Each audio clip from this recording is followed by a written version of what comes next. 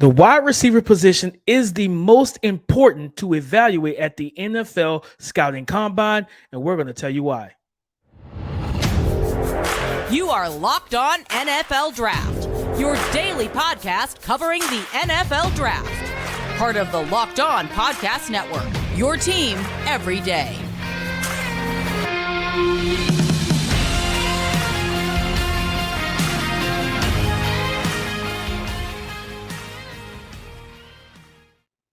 Welcome back to the Locked On NFL Draft Podcast, your daily podcast covering your favorite draft prospects, part of the Locked On Podcast Network, your team every day. I am your host, Damian Parson. You can find me on Twitter at DP_NFL, National Scout of the Draft Network, and your favorite and local running back guru. And you already know what time it is. I got the chant with me.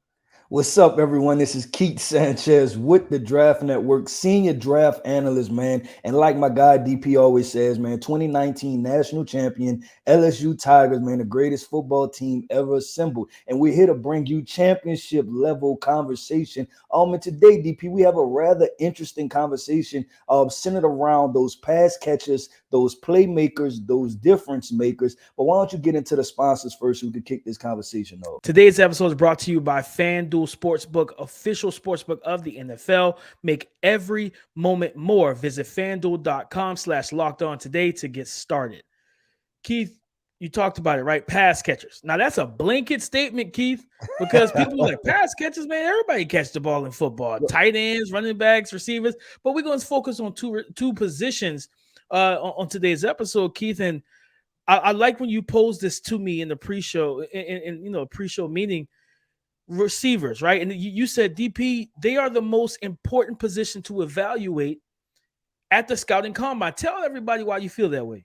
Right, because, okay, so we have to know, right, that the wide receivers and tight ends, when they go through the drills, I think that they do the drills that are most translatable to the NFL and their skill set, right? Because we watch some drills and some positions, they go through things, and we like, why the hell are they doing that, right? But when you watch the wide receivers and they're going through their little gauntlet drill where they have to run a straight line, I mean, that translates, right? How many times are you running crossing routes or drag routes, and you have to keep your head on the swivel and then be very self-aware of what's going on, right? Them running routes, right? You get to see those wide receivers and those tight ends sink their hips. You get to see how explosive they are. Those deep balls, right? We get to see those guys like a Jalen Hyatt, and we know that he's going to be a deep ball threat. Track the deep ball. And I want to see you track it over both shoulders. And I like the fact, DP, that the way the combine has it set up to where, it's kind of the reserve quarterbacks throwing to the wide receivers and tight ends, because you're not going to get a perfect ball, right? And that helps because you're not going to get a perfect ball in the NFL. So, no, I don't want to see the number one quarterback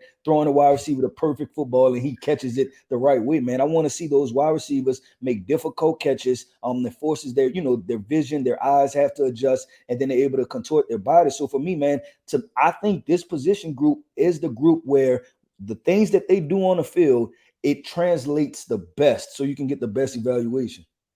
Keith, I like that a lot, mainly because, like you said, what we look for as evaluators and scouts, we're looking for things that translate to the league, yes. Right? Like the things that happen in college, and we both know the phrase, right? That the NFL is 3 to 5 or 5 to 7 years behind college football, and then 7 to 10 behind high school in terms of offensive concepts and the different things, right? The NFL is kind of that old man on the lawn yelling at the young kids, this is not the way we did it back in my day. You know what I mean? And then eventually they come to grasp and to grip with what the college game is doing. But a lot of things that's done in college right now, especially for receivers, it doesn't always translate. A lot of it isn't translatable, right? Because of how the pre-snap motions or just how guys are lined up. We talk about Jalen Hyatt.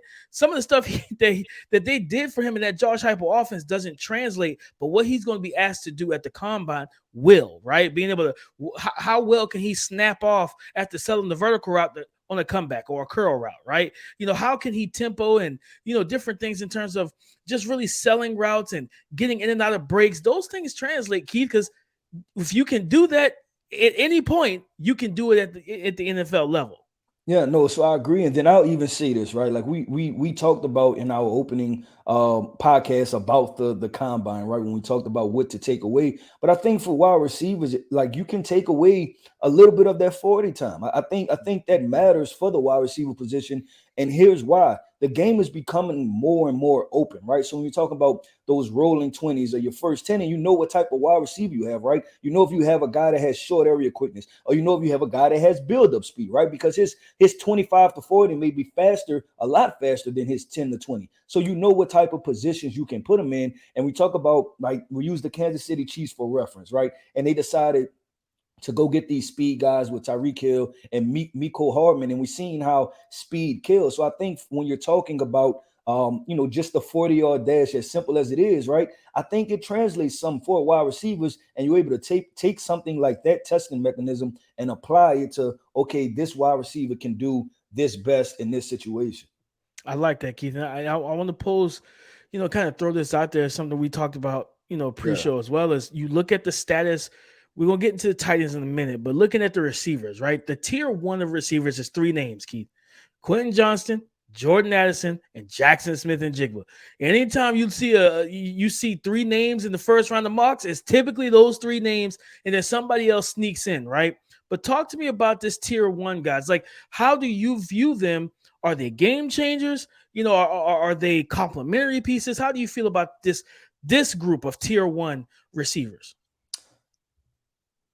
I feel pretty good about it, to be honest. I think it's a good group of guys. I think overall they're a solid group. I think it's a mixed bag of what they have to offer, right? I think that's the best way to put it, man. They're not all in the same build, right? Quentin Johnson is 6'4". Then you have Jackson Smith and Jigba at 6 foot. Then Jordan Addison is somewhere around 5'11", right? All type of builds. 5'10". Yeah, they win differently. But I'm really interested in those guys, and so what I really want to do is I want to dive into those guys. So coming up next, guys, we have the deep dive into this tier one of pass catchers, wide receivers, and tight ends. What is the best sports book in America? Clearly, it's FanDuel. And if you are a new customer, that's good for you because you get a no sweat first bet up to $1,000. That's bonus bets back if your first bet doesn't hit or win. Just download the FanDuel Sportsbook app. It's safe, secure, and super easy to use.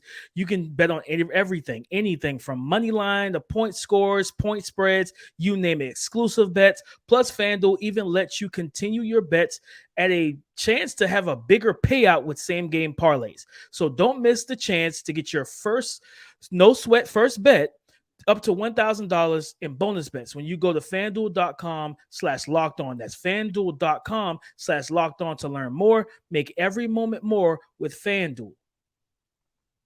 Now, Keith, you just talked about it, right? Like getting into these pass catchers, and like you said something that was key because I want people to understand, especially with the tier one of these receivers. Yes, Jamar Chase, Devonta Smith, Jalen Waddle, those were elite ball players, right? And that's fine. That doesn't mean you're going to have that every draft. They You're not won't going to happen have every that every draft. draft, Keith. So it's like No. stop. I want people to stop judging this class based on what we had with because it wasn't just those three. We have Rashad Bateman. Like it was a multitude. Rondale Moore was in that class. It was a lot of different body types, athletic profiles, everything in that class. That class was so well rounded and so heavy at the top. So yes, we got a big three essentially in this class at the receiver position, but at the same time, they don't compare to that class with Jamar Chase, Jalen Waddle, and Devonta Smith. And I want people to stop comparing them to that class. Yeah, so let's get into it, right? And what we want to see. So Quentin Johnston, wide receiver from TCU, is profiled at what 6'4", 215 pounds, right? So these are the expectations for Quentin Johnston at the combine. I think it'd be very interesting to see if he hits some of these marks, right? You're talking about running a 4.4 sub 4.440, right? So somewhere around there, less than 4.4, somewhere around there at 6'4", expected to jump plus 40 inches, right? And just expected to weigh in and have astronomical measurables. So Quentin Johnston profiles differently from a lot of wide receivers that we've seen in the past. So I think the combine is going to be big for him. And my expectation is this: heading into the combine. I think he's in the mix with guys right now, right? It's three guys at the top. But I think if he hits all of those landmarks, you're talking about 6'4", talking about running a 4.3 and jumping 40 plus inches, man, he's going to separate himself, because we know that the NFL loves height, weight, speed, athleticism. You can't teach. Nah, and that's perfectly said, because you think about the phrase scouts, especially being at the Senior Bowl and talking to different scouts, the phrase that was used was, I scout and I find that guy that has all the unteachables and I give him to the coach. Give him to It's the like, coach. here, I give you this layup on the platter, Coach man. him up. Coach him up. Do your job. This is your baby now. Take care of it, because those type of things, and Keita, it's almost like a horse race, right? Like or just a race in general. You come around that final stretch, you get to the combine, and this is where you can pull away from the competition when you're Quentin Johnston, right? And for Jordan Addison, I'm gonna tell you, the 40 for me is going to be important, because okay, I'm gonna ask you a question. I don't see a 4-4 guy. What do you see, DP? That's why we're here. Talk to the people. What do you see? I see. Where do you expect him to come in measurement wise? Like, what are the benchmarks for you with Jordan Addison? Jordan Addison, the website has him, the school website I think has him listed at 6 foot. Don't see that. I think he's more of a 5'10" guy, maybe on the cusp of 5'11", 170, maybe I think 170, because he's a smaller build. And for a smaller build, I would like to see 4'4", sub 4'4", right? But I don't see that on tape, Keith. I see a guy that's probably 4'4", 8-ish, closer to 4'5".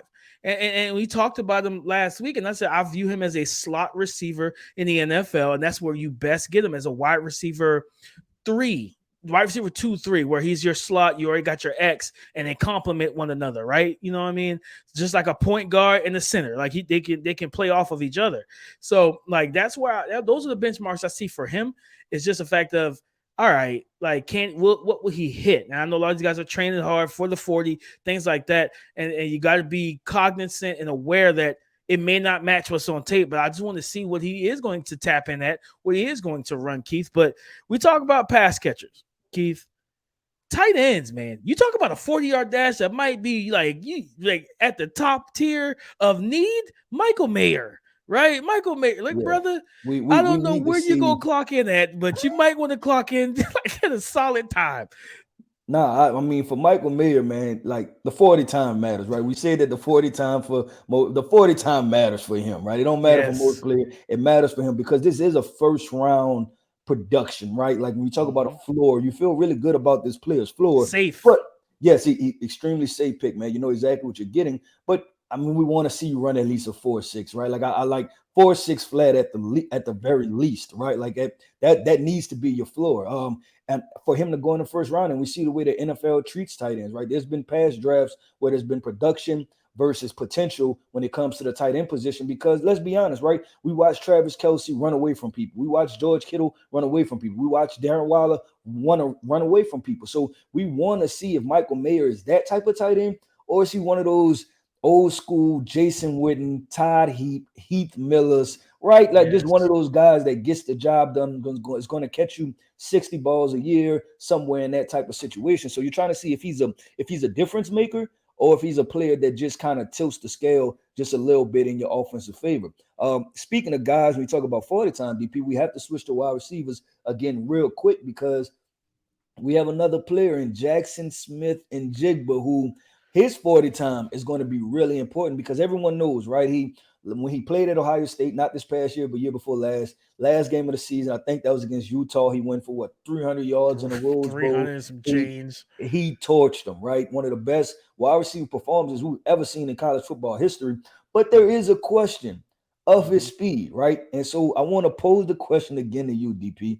What do you think his landmarks, his benchmarks are, and how much does that tip the scale for you? I think the landmark or benchmark for JSN, for me, I think he's going to be a 4.55 to 4.65 guy.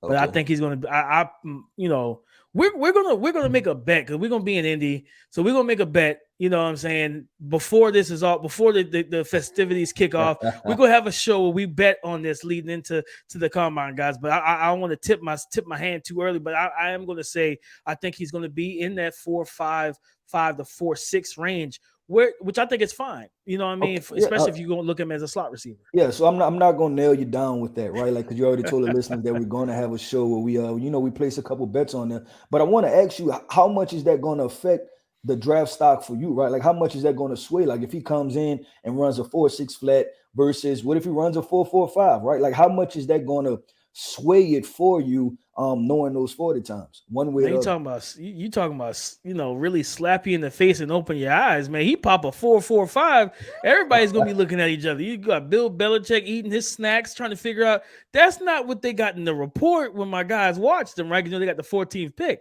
and he loves his slot receivers, right? Like he got Jacoby Myers, who's a free agent, and that he could JSN can tap into that position. If he hits anything anywhere over 4.55, it's gonna get some people perked up in their seats. Where it's like, okay, you have enough speed. You know what I mean? If he hits the 4.6s, people gonna be like, okay, so this is where I thought you would land, and it's almost like that confirmation bias. Yeah, and I was only asking that because I remember I was in the dome, and I was in Lucas Oil when Justin Jefferson got ready to run his 40. And I was actually sitting next to a couple scouts from probably about 5 or 6 different teams, and we were talking. And I was telling them, like, hey man, I'm telling you, Justin can run.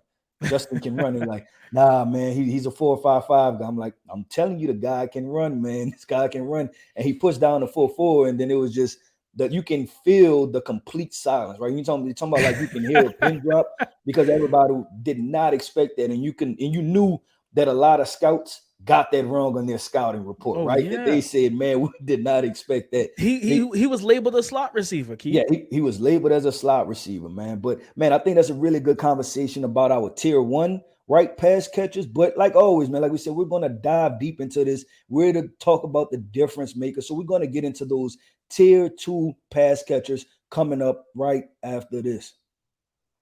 Tier 2 pass catchers, and I want to really, we talked a lot about the receivers. I want to show these tight ends some love. And Keith, I don't even, physically and athletically, he's not a tier 2. He's a tier 1 tight end, and that's Luke Musgrave. Yes. But the production, he was hurt all season, right? In 2022, showed up very well down in Mobile at the Senior Bowl, right? And you talk about a guy, we talked about Michael Mayer in the last segment, him running he needs to run 4.6 at the least. Jim Nagy talked about Luke Musgrave probably hitting the 4.4 mark at 6'5", like 250. He looks like the Dragoff, the Russian from Rocky, right? Like he looks like him when you see him just on the field, man. He's well built, tall, long arms, and then watching them practice, watching him go full speed. When he opens that stride, this big boy can roll. So I think that'll be big for him. And then the medicals is probably gonna be the biggest thing for him, right? Proving that, hey, whatever it was that kept me out for the season, I'm fine, right? Anything that's been ailing over the past couple years, I'm cleared. And then getting that green light. But I'm interested to see where he jumps as well. See how explosive he can be vertically, because, with that frame, that size, and the arm length, if he can post a good vert and broad jump, showing that ability to go up and high point the ball, thinking about putting him out wide, Keith, we've seen all these tight ends. We've seen Gronk and Travis Kelce, Darren Waller, and I'm not going to lie to you, he does remind me a little bit of Darren Waller. Okay. I don't mind that. And like you said, when you see him in person and you see him open up in that stride, it's like, oh man, I want him on my team, right? Right. You just want to see that. You want to see, when you see one player, you like, you know what, I want that guy on my team. Offensive coordinator is like, coach, you know what I can do with that? Do you know what I can do with that, man? And that's why he made round 1 of my recent mock draft, right? That's why he made round 1, man. But going to a guy with a much different build, man, and that's Tank Dell for me, right? Like I'm talking about quote unquote tier 2 guys. He proved that he was one of the most explosive playmakers in all of college football, right? Just a flat out difference maker. And I think you get this guy soloed up one-on-ones, right? Whether it's in a slot or even outside, he's going to win and he's going to beat you over the top, and then you just take shots with him time and time again. So one of those offenses that like to dial up play action, and whether it's those deep overs or those skinny posts down the field, and you have a quarterback with a big time arm, I think he can get that job done. So Tank Dell is definitely somebody that's on my radar because I want to see what he runs, right? We know he's a smaller guy. He's 5'8"-ish, 160 pounds, so not a very big guy at all. But if he goes down and he puts down a 4.3, then guess what? That stock is boosted up. And I think teams are going to be willing to take a chance on him. I think this is a guy that can move from day 3 for sure to day two, right? Like he Mhm. can solidly entrench himself into day two. I'm gonna tell you, I have one other guy, DP, not to go on my Yeah. wide receiver rant, man, but this is one of my favorite wide receivers over the past 2 years, and that's Xavier Hutchinson from Iowa State. Nobody is talking about this guy, man. He's talking about 100+ catch season. All this guy does is catch the football. Now I'm gonna tell you what I am worried about. The 40 time, man. I want to know Mhm. how fast he is. That vertical speed, I want to see it. In my opinion, I think he's probably a 4 or 5 flat guy. But if he can run a low 4.4, you're talking about 6'2", 6'3", 215 pounds. Teams are going to start to look at him in a different light where he may not be a wide receiver one, but he's a 1.5, right? Like you talk about Stephon Diggs and him, right? And you're talking about a good duo. You're talking about CeeDee Lamb and Xavier Hutchinson. You're talking about a good duo. Devontae Adams and Xavier Hutchinson. Like that's a good duo right there. So I think he's a good 1.5 type of wide receiver. Yeah, I think that was something that I was going to say the same thing about Hutch. It was like the speed is going to be the biggest thing, right? Because he can get up to top speed quickly, but it's like watching him in Mobile, it tapped out so fast that corners were able to get back in phase, get back in that hip pocket and disrupt the passing window, right? So it's be able, do you have the speed to maintain and sustain the separation that you created? Because he is a big body guy that runs good routes. He runs good routes. He's able to create initial separation, but can you maintain it throughout the full route, right? So I'm interested to see him for sure and what he runs in, runs when it comes down to the 40. And I want to stick with the tight ends, man. One of my sleepers in this class, man, Iowa tight end Sam Laporta. I You know what I like mean? Sam. I like Sam a lot, man. And it's like you think about a potential 4th-round guy in this tight end group. And this is a really, really talented and deep tight end class that we have, right? So I think for him, he blocks well. That's one thing you got to do at Iowa. You got to block, Got a right? block.